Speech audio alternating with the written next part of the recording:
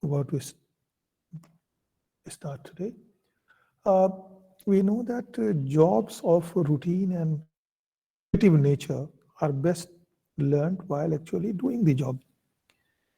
But there are many limitations of on-the-job training, right? There are large number of jobs. For example, if you look at clerical jobs or you look at the nature of manual jobs, which you repeatedly doing it, you will do it better. If you keep typing, your errors will reduce, your speed will become faster. If you keep doing a manual work of a repetitive nature, it will become better as you practice it, as you go about doing it.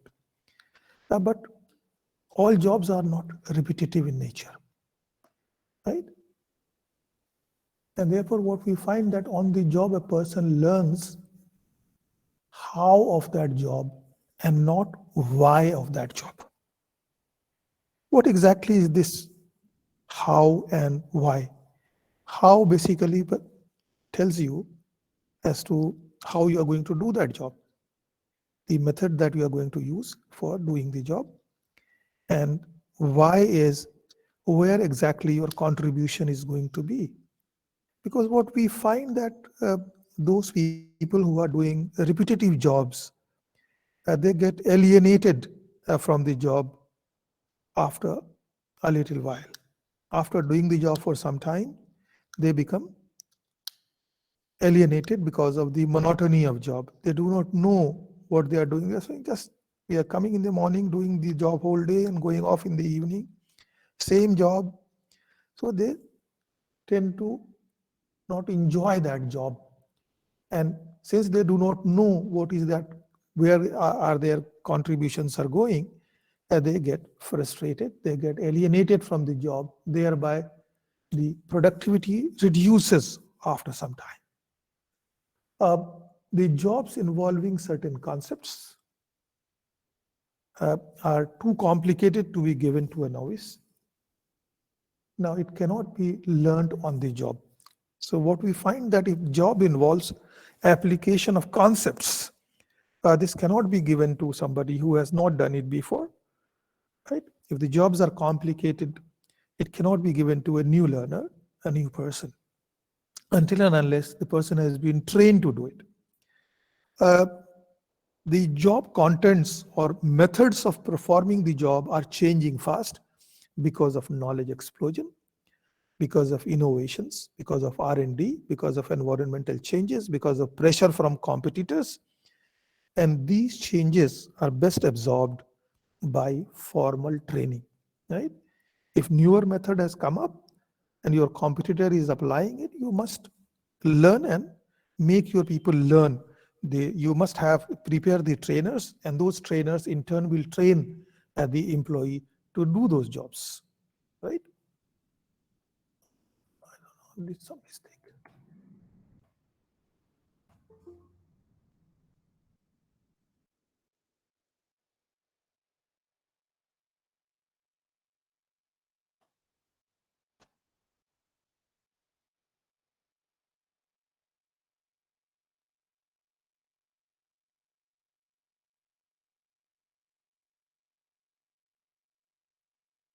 Now, we also find that when organization wishes to give futuristic orientation to people, prepare them for future, their ability to look beyond their current job and how they must adapt itself to these anticipated changes, we find that training would be the answer. We also, I think, mentioned somewhere in the during the class that because of technological changes, uh, so many people faced work redundancy. Now that the job that they were doing was no longer available, therefore they had to be trained and retrained to do another job within the organization. Otherwise, there would have been worker redundancy. They would be have to leave the organization as such. And therefore, what we find that the organizations must envisage, they should not lose the employee.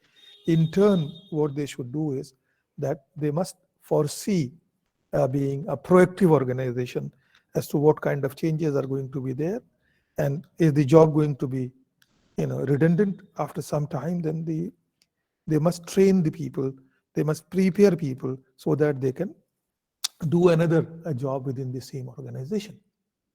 We also find that there are certain skills or skill sets, for example, innovativeness, planning, human relations, and analysis of data that needs specialized knowledge which cannot be learnt on the job. Right? This special knowledge has to be acquired separately if the jobs are of critical nature. Now, this is the reason why we find that employee must get a formal training. But training will not be given on ad hoc basis. Right? Training will not be given on ad hoc basis. We must try and identify the training needs, because effectiveness of any training function is heavily dependent upon effectiveness of processes used to identify training needs. And therefore, it is called the first step on the road to competence development or competence building and performance enhancement that organization wishes to achieve. We also find that an inadequacy in this case cascades to all subsequent training process. Because if you have not identified the training needs, what will happen? The trainer, the trainee will not get the right kind of skill set to learn and will not be able to apply. Now, I give you the example. I think I don't know if I mentioned, I was this incident pertains to 1991,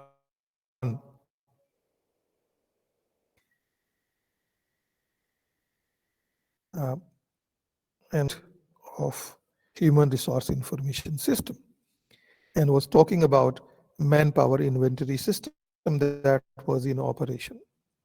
So I visited the zonal office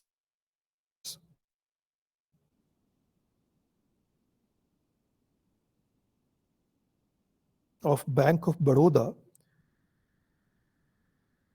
in Ahmedabad, right? And the chief of that zone. And when I reached there to meet him, I found that there was hue and cry going on. So I had to stay out for 10-15 minutes. Thereafter, everything calmed down, and I reached the office of the chief of HR of that zone. And that gentleman was Mr. Verma, who was quite senior in his late 50s. And he told me when I inquired that there was some gentleman from Chennai who has come for the same training the fourth time, right? Same training that was being given. He came for the training the fourth time. I said, well, that is fine, but why did he come the fourth time? He said, we are to investigate it. But as I have come to know that the branch manager from the branch he works for, the branch manager happens to be his brother-in-law. And therefore, each time we ask them to send an employee for training, this gentleman is nominated. I said, but there must be some reason. You would not be nominated every time for the same training. He said he wants a paid leave from the organization where he's working. And he travels from Chennai to Mumbai, and Mumbai to Delhi, and Delhi to Ahmedabad. Said, but there has to be a reason. Why is it he could have taken a flight from Chennai to Delhi and from Delhi to Ahmedabad if there is no direct flight to Ahmedabad? Number one. He said, no, his daughter is studying in Mumbai University that Mahila Vishwavidyalaya, and his son is studying at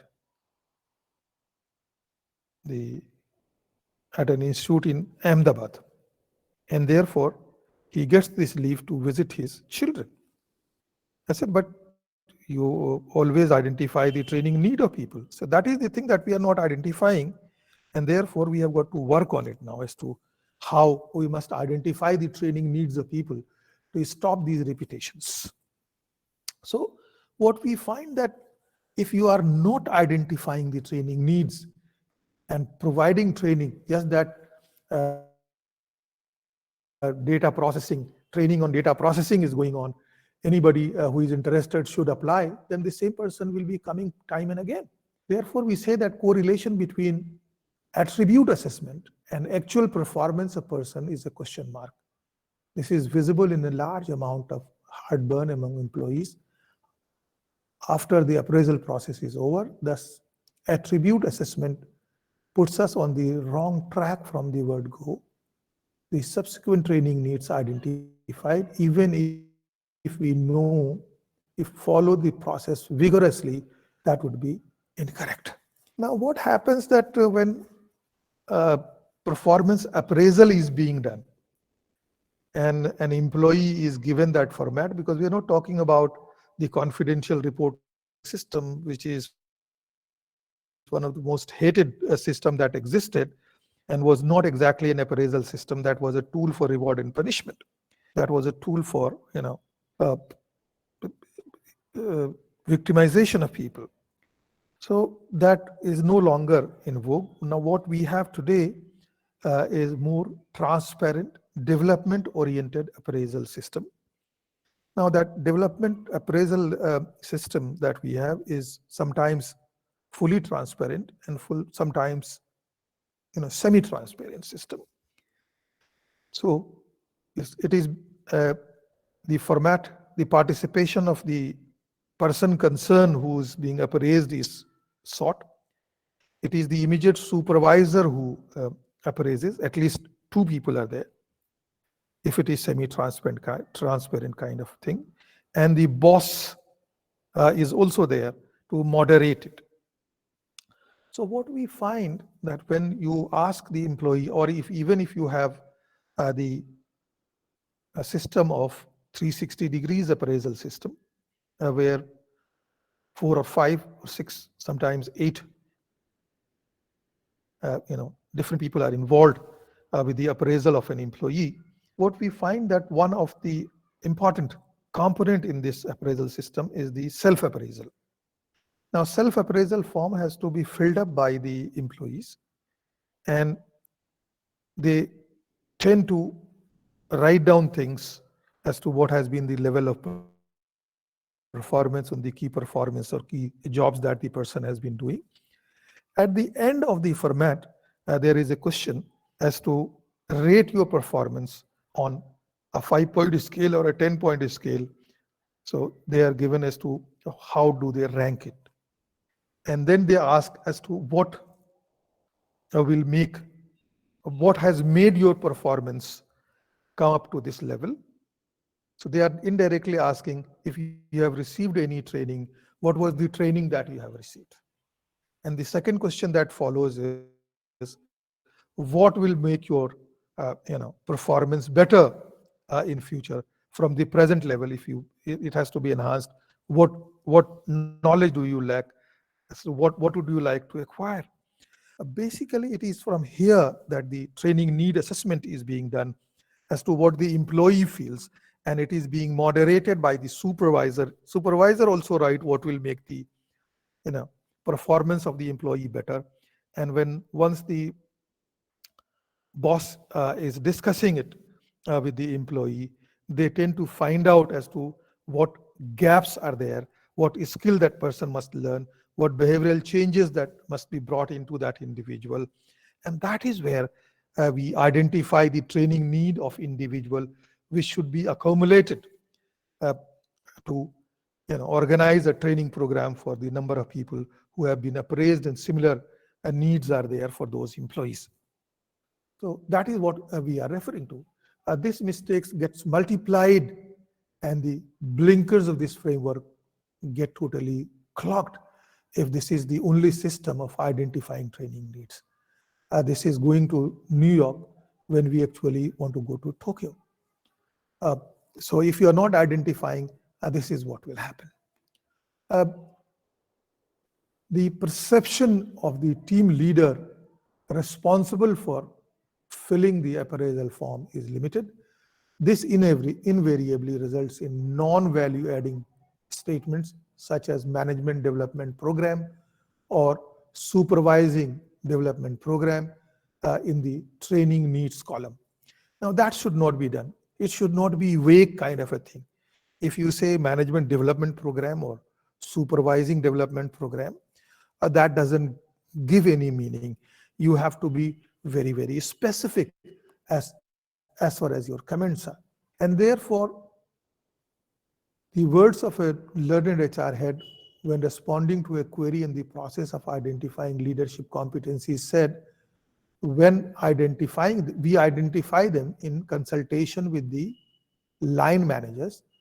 This is a good statement of intention, but it conveys little about quality of process of consultation. This statement itself indicates that lack of creative effort in exploring alternative methods of identifying training needs. Therefore, even if we have a great system of measuring training effectiveness, it is of no use as such. And therefore, let us look at these terms and as to what it is. Say, once we say the term training need assessment, the gap between current and desired results, or the gap in results between what is and what it should be, that is training needs assessment.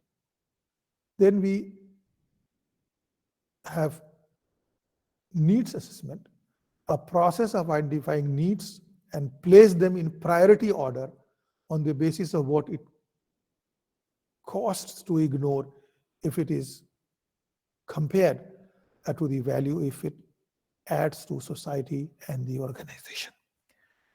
Then we say need analysis. First was training need assessment. Second was needs assessment. And need analysis is a process to determine the reasons and causes for a need so that appropriate interventions may be identified and later selected. Then training need assessment, we said, is an oxymoron, a selection of means training to meet the needs before determining what we need is a more appropriate term to use is training needs assessment is training requirement analysis. Now, requirement analysis, as we say, needs assessment and needs analysis helps determine if training is the solution or part of the solution to meet the requirement of the establishment. And that is where we have got to look at. Now, if you look at the difference, uh, we find that training need assessment and needs assessment, the means by which this end will be achieved is to define the term training needs assessment and training needs assessment, subsequently showing that the last term is an oxymoron, a contradictory juxtaposition of concepts that is too common and comfortable to ears of human performance improvement. Now, there is a gentleman called Rossett. He wrote in 1987 that training needs assessment as a systematic study of problem or innovation incorporating data and opinions from varied sources in order to make effective decision or recommendation about what should happen next. The definition is a sound one for needs assessment. The conclusion arises due to trying the concept of training to the definition of needs assessment, and therefore Rossett clearly states that training may not be solution, but the name of the process could lead users to train despite their caveats. Now, what we find is that we can say in conclusion that a training needs assessment is an oxymoron, though the most popular definition of the solution is clearly shrouded in warning the training. Many will not be, it may not be the solution. It is misleading to use training in the title if it is not part of the effective and efficient solution. And therefore, 80% of the time this happens. We recommend the use of term needs assessment, which should be followed by needs analysis. And we encourage human performance improvement professionals to do what? To steer clear of the term training needs assessment and not confuse needs with want and differentiate between ends and means that is there. Now, why there is a need for formal training? We find that our education system has greater focus on learning analytical skills. Right? We also find that our focus is on learning logic. Our focus, if it is on learning analytical skill and logic, this is important for technical education, which is more structured in nature rather than non-technical education, which are not standard. And therefore, training need analysis, the training needs are analyzed depending on skill required, performance appraisal, and manager's recommendation. That is very, very important for this particular purpose. I'll repeat this. We said the training needs are analyzed depending on skill required, performance appraisal data where the question is answered by the multiple groups, and the manager's recommendation, the final recommendation comes from the manager. Therefore, skill analysis, skill gap bridging, reskilling requirements, performance appraisal, skill upgradation, skill broadening or multi-skilling, manager's recommendation, behavioral and personal development training, and role-based, that is project management and quality system, etc., are some of the things that must be considered before arriving at the final judgment or final conclusion. And therefore, what we say is that training program must be proactive and linked to the business strategy and vision of the organization. Right? Now, business strategy and vision of the organization both are set up by the top management, and therefore that concept must percolate down to the departmental heads and the supervisory staff so that they can, link the needs to this. Therefore, over the years, most organizations have started laying a strong emphasis on training and development. But historically, training was a ritual or a fancy in medium and large organizations, and development of human resource through training was not that seriously visualized until the mid 80s and early 90s. It has gained momentum since then, preparing working groups to adapt to the fast changing demands in a competitive business environment that is there. So what we find is that training was not being emphasized prior to the mid 80s. It is only late 80s and early 90s that emphasis has started being paid. And we have started training of the employee. And when I was talking about 1991, that was more ritualistic in nature, and therefore analysis was not being done even then by some of the major organizations. Now, training practices analysis would be identifying the training needs by focusing on future efficiencies required and the business requirements. Aligning this to business requirements, we say future efficiency that is required. We also find that familiarization program for new joinees, that is experienced level people, with a dedicated team of professionals on a monthly basis is what is needed. A comprehensive induction program for new joinees, that is the freshers. We also find that management development program for middle management without formal management degrees.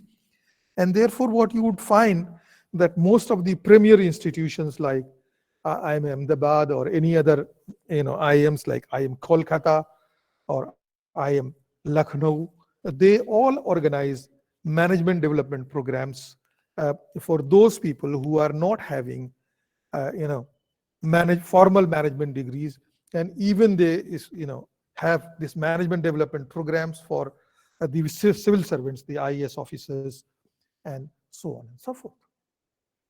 We also find that there are mandatory quality training for all employees that is required, because once we are emphasizing on total quality management, once we are emphasizing on ISO certification, once we are emphasizing on Six Sigma kind of a thing, then we find that it is needed. Until and unless we provide training, these quality improvement programs cannot be really worked on by the organizations. Similarly, we find that technical training programs for software professionals based on project requirements are also one of the things. Before they are assigned the project, they have got to go through training in the area before they take up the job. Orientation program for employee heading for an overseas assignment, or employees who are returning from overseas assignment. So that is also needed, because without training them, they will be a misfit. They will not be able to operate, and upon return, they will not be able to adapt back to the home situation if they have worked for a few years abroad. Right? We also find that post-training development program includes comprehensive evaluation through refresher courses and quizzes, and sometimes we also have got to go through different kinds of exercises, either systems-based approach or goal-based approach of evaluation that has to be followed as to whether knowledge has been acquired by people. Are they acquiring, are they able to apply those knowledge that they have acquired, enhanced knowledge that they have acquired, or a skill that they have acquired on the job, and is that leading to higher productivity and efficiency in the organization or not. We further find that creation of a skill database is very, very important for the organization, because if they know as to what is the skill database, what is available in times of need, they can easily pool those skills, ask those employees to be posted on deputation or given an extra responsibility to work on. And that is where we have got to look at. So what we find that training needs are analyzed depending on the skill required, performance appraisal, and the manager's recommendation that we have said. So we do skill analysis, we do skill gap bridging, skilling requirement, performance appraisal, skill upgradation, skill broadening, that manager's recommendation, and behavioral and personal development training that we have seen two transparencies before. We are just trying to re-emphasize it, and further at the end, role-based project management and quality system has to be looked at. Here, let us look at the objectives of training. Training objective is to orient people. So there will be orientation training to cope with present and future organizational needs, training for better on-the-job performance, training to build a military as a second line in the organization. The employees are prepared for succession planning and so on and so forth. Training to learn critical and exceptional skills, etc. Now, if you look at the methodology that is being adopted, the methodology that is adopted is that if you look at the present training, now in large number of organizations, training is still being provided on ad hoc basis, right? We find that methodology that they are adopting for training is andragogy as a methodology. We find that focus is on knowledge and skill. Focus is on technical skill. Cost-oriented approach is being followed. We have simple evaluation That is, training is treated as a ritual where feedback is taken as to have the trainees been happy with the availability of good rooms to them, availability of good food, the transportation, and so on and so forth, and treatment of the trainer. Have they been given sightseeing along with the training or not? That kind of thing is there in the first go. Training needs assessment is on ad hoc basis. It is not done properly, and trainer is considered as a coordinator, right? Now, if trainer is a coordinator, but what is the desired level? Training has to be based on needs. So training need has to be need based. Pedagogy should be there as a training methodology. Thrust should be on multi-skill. Attitude and behavioral reorientation should be emphasized more than this, anything else. Planned intervention for future should be there. Continuous and scientific evaluation should follow training. And there has to be a database approach of need assessment. This OD is wrong. It's approach of need assessment. And trainer should not be called as a coordinator. Trainer should be a change agent who should enthuse, kind of spirit in the people and make them learn, make them change, bring about a change that is there as far as this training is concerned. If you have any question, please feel free to ask before I move on to another topic. Sir, can you please explain what is andragogy? Andragogy or andragogy, what is it? What? Andragogy. ANDROGOGY. Okay, sir. I would suggest one thing. Go to Google and type the two words separately, one after another. You will get full explanation for andragogy and pedagogy. If you want me, I'll explain. There is no problem with this, right? Do you want me to explain?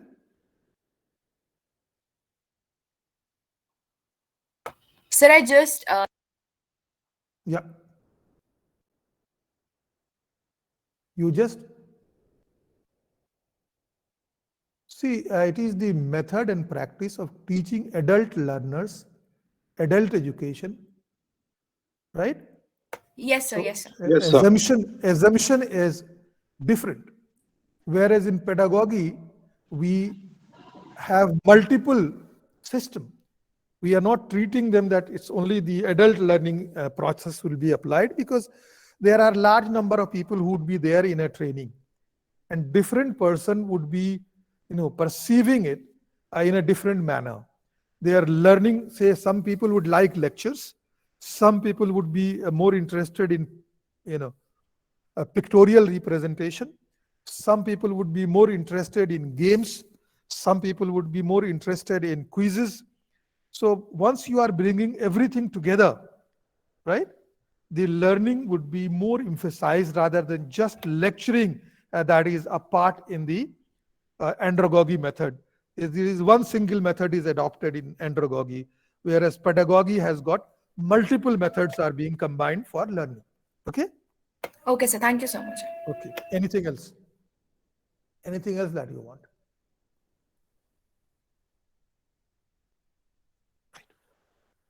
Just 1 minute before I open the slides.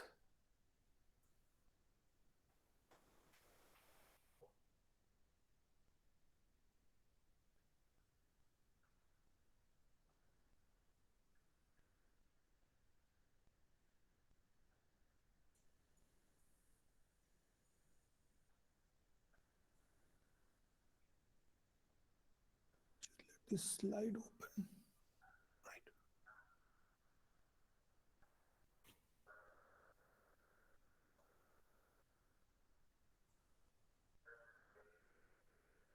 Here you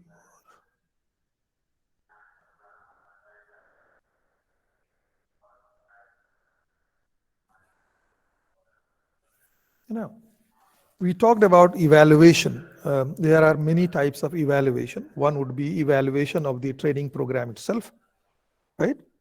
And another thing would be the impact evaluation that is being done. Here we are looking at the training program evaluation. Now, why it is done? To what extent were the identified training needs objectives achieved by the training program? That because we said in the beginning, in expense on training would be treated as an investment, right? So if it is an investment, we must know as to what extent were the training needs and objectives identified and achieved through the training program. To what extent were the learner's objective achieved? Because if I'm going for training, I must be having my own objective. What specifically did the learners learn or be usefully reminded of during the training? What commitment have the learners made about the learning they are going to implement on their return to the work from where they were given leave, they were given salary, and they were working? What we find that how successful were the trainees in implementing their action plans that they worked out while on training. We also find that to what extent were they supported in their effort by their line managers, because it is the line managers before going on training, they give them briefing as to what they should focus on, and upon return they would like to see as to how what they have learned they are applying directly, and therefore line managers must support these people. To what extent is the action listed above achieved a return on investment for the organization, either in terms of identified objectives, satisfaction, or where possible, a monetary assessment as to had it been able to increase productivity, and that has translated into profitability. Organizations commonly fail to perform these evaluation process, especially where the HR department and trainers do not have sufficient time to do it, right? So time constraint is one of the factors. HR department does not have sufficient resources, people and money to do it, right? These are the two. Now, therefore, what we say that the evaluation cloth must be cut according to available resources. It has to be done in accordance with the what are the resources available, time and money. Now, evaluation of training, if you look at, has got two principles. There are these principles which needs to be resolved. Who is responsible for validation and evaluation of the process? Who is responsible? This must be answered. And second is, what resources of time, people, and money are available for validation, evaluation purpose. Within this, consider the effect of variations. To these, for instance, an unexpected cut in budget or manpower. In other words, anticipate and plan contingency to deal with the variations which are there. But if we have got to do that, who are responsible for the evaluation? Who actually should do evaluation? Should it be the chief executive of the organization? Should it be the trainer? Should it be the training head? Who should do it? Traditionally, the evaluation or other assessment has been left to the trainers because that is their job, right? This is what Rai has to say. Now, in this context, contention is that training evaluation quint should exist. Each member of the quint having roles and responsibilities in the process, assess the value of your training, and consider lip service appears to be paid to this, but the actual practice tends to be a lot less that is there. And therefore, training quint advocated consists of senior manager. So who should evaluate? There has to be a clear indication. It should be evaluated by the senior management, right? The one. What is second? The trainer who trains, right? The line manager who actually guides the employee, who actually makes them implement the plan. The training manager who has recommended, who basically manage everything. The trainee themselves, right? So not one, not two, but there are 5 different agencies who must try and do evaluation. Now, what do the senior managers do? What senior managers have got to do? Let's look at this. Now, awareness of the need and value of training to the organization. Because we said that training has to be aligned to the strategy and business plans, and therefore top management's involvement is necessary because those training has to be aligned to the strategy. The necessity of involving training managers in senior management meetings where decisions are made about future changes when training will be essential. Knowledge and support of training plans, active participation in the event, requirement for evaluation to be performed, and require regular summary report to see policy and strategy decisions based on results and return on investment data. It is all done by the senior managers.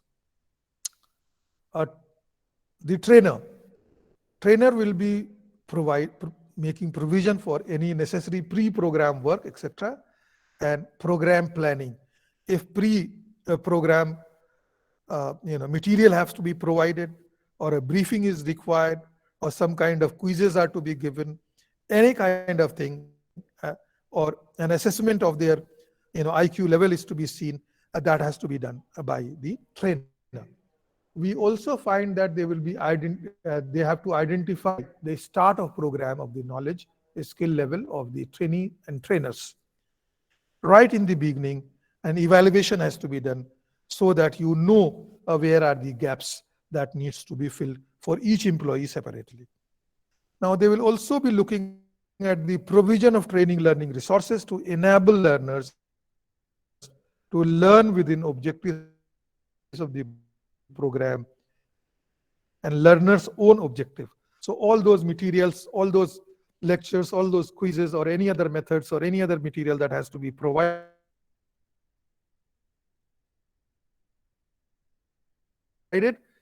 that is to be worked out by the trainers. Monitoring the learning has to be by the trainer. And at the end of the training program, assessment of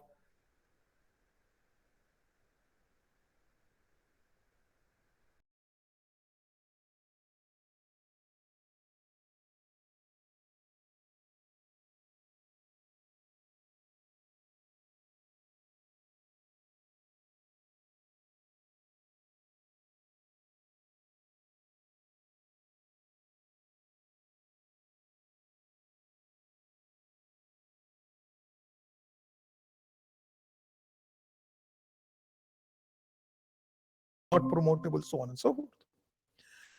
Involvement in training programs and evaluation development, support of pre-event preparation and holding briefing meetings with the learners, give ongoing and practical support to the training program, holding a debriefing meeting with the learners on their return, and to work to discuss, agree or help modify and agree action for their action plans, and reviewing the progress of learning implementation that has to be there, and finally review implementation success assessment where possible of return on investment.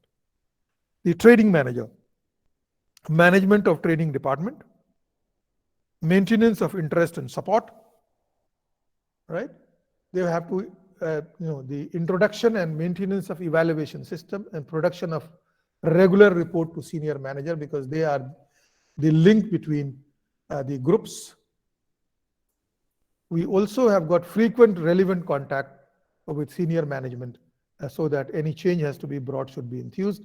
Liaison with the learners, line managers, and arrangement of learning implementation responsibilities, learning programs, and liaison with the managers where necessary in assessment of a return on investment.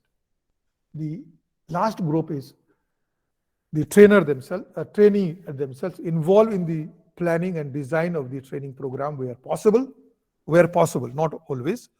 Involvement in planning and design of evaluation process Obviously, take interest in the training itself, because it is for there to develop and to complete a personal action plan during and at the end of the training, and take interest and support evaluation process.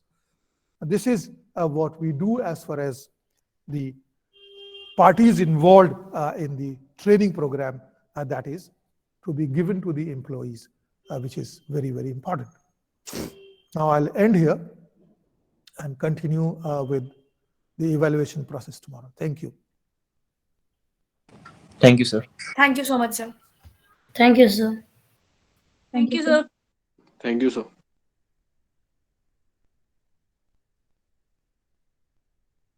Thank you, sir. Thank you, sir.